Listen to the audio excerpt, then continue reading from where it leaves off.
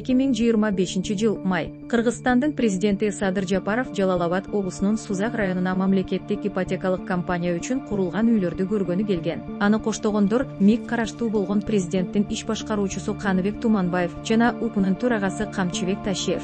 Бирок күтпөгөн жерден күндүн күнөөкөрү башка адам болуп чыккан. Камчыбек кыдыршаев турат мынакей. Бул иши көзөмөлдөп берип атты ушуларды салып. Жеңиш каякта жүрөт? Жеңиш кетти. Жеңиш деген уулуңар билесиңер да.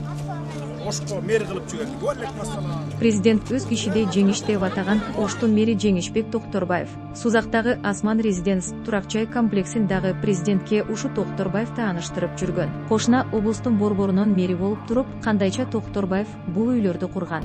Анын тикелей ыйгарым укугуна кирбеген курулуш иштери үчүн эмнеге Оштун мэри отчет берип жатат? Бул суроонун жообун табууга курулуштун жалдамачысы Best House Grant жардам берди.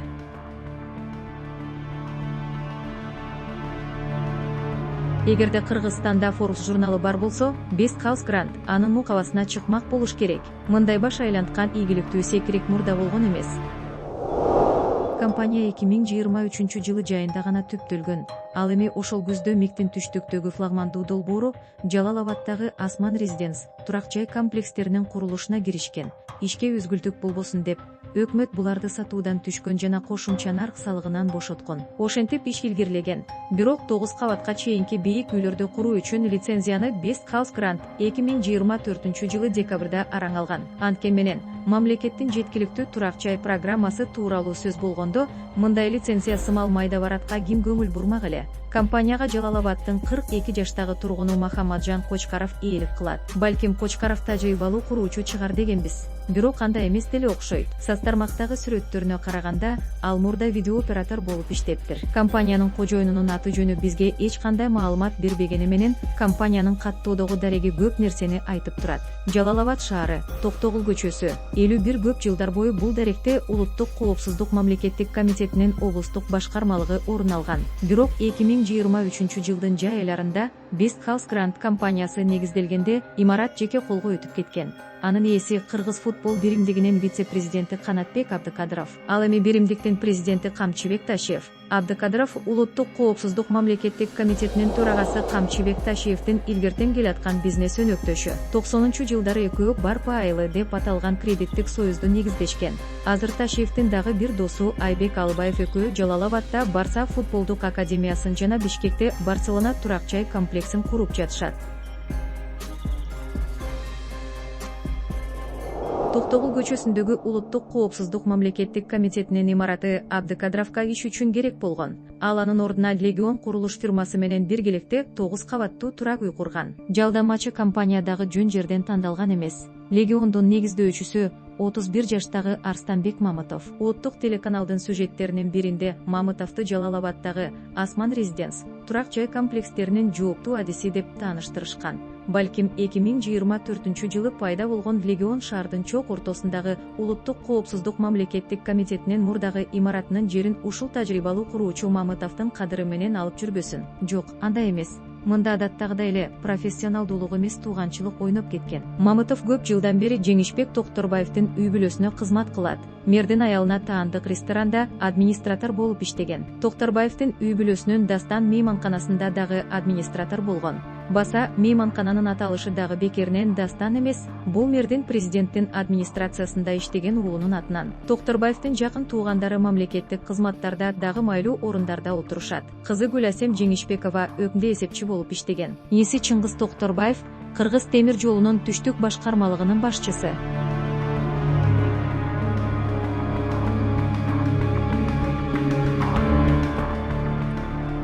Күйөө баласы Илгиз Мусабеков Кыргызнефтегазда коммерциялык директор болгон. Темиров Лайф басылмасынын маалыматына караганда, бул мамлекеттик компанияга мунайзат жеткирүү схемасынан Ташиевдердин туугандары күнүнө миллион сомго чейин пайда таап турган. Камчыбек Ташиев бул маалыматты төгүндөгөнү менен сотко кайрылуудан баш тарткан. Арстанбек Мамытов деле мэрге бөлөк бөтөн киши эмес. Get-контакт колдомосундагы жазууларга караганда, Токторбаевдин кайниси болушу мүмкүн. Ошондой эле Таймураз аттуу кишинин досу. Бул ысым Камчыбек Ташиевдин уулунун атына окшош. Ал Тургай Мамытовдун унаасынын мамлекеттик номуру Оштун мэринин тууганы башкарган бул унаасынын номуруна окшош. Бул унаа Жалал-Абадта 2 баласы менен өтмөктө бара жаткан келинди коюп кеткен. 2020-жылы эле Мамытов Мекенчил партиясынын ишенимдүү өкүлү болгон.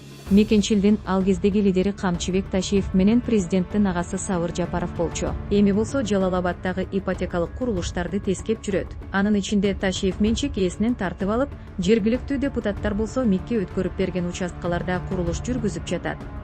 Айтор, эгерде бул каарман кыргызстандык Forbes'ко маек кура турган болсо, президент менен улуттук коопсуздук мамлекеттик комитети төрагасынын чөйрөсү боюнча бир кыйла окуяларды айтып бермек болсо керек. Откуда у него деньги? Откуда? Мен вообще түшүнбөйм. Камчыбек Ташиев менен Жеңишбек Токторбаев жердештер.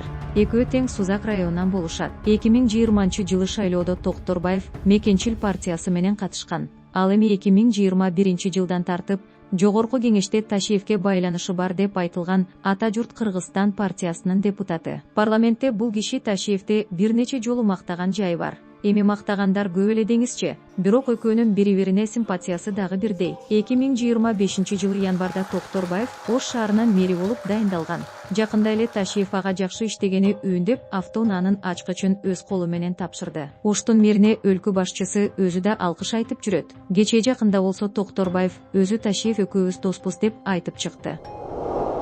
Ошондо кандай болуп калды? Жалал-Абадтагы ипотекалык үйлөрдү тажрыйбасы жок компания куруп жатат. Курган фирма сатуудан түшкөн жана кошумча нарк салыгын төлөбөйт.